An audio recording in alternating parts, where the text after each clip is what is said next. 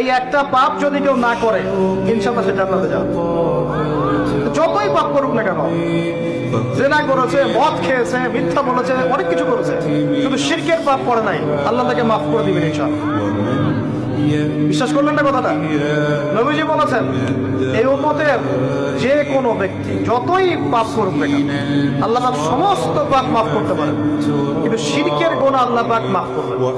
তওবা করে যদি মারা না যায় মাফ করবেন। একটা এক্সাম্পল দিয়ে বোঝাচ্ছি তাহলে ক্লিয়ার হয়ে যাবে। মনে করেন কেউ একজন জেনা করেছে, তওবা করার সুযোগ হয় নাই, মারা গেছে না, এখন আল্লাহ পাক কিয়ামতের মাঠে এই জেনার পাপটা মাফ করে দিতে পারেন, যদিও সে তওবা করে নাই। আল্লাহ পাক এই পাপটাও মাফ করতে পারেন।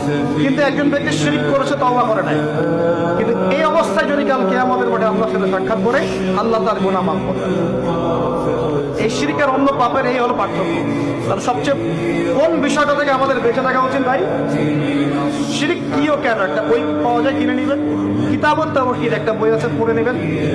কুরআন সুন্নাহর আলোকে বিশুদ্ধ আকীদার অনেক বই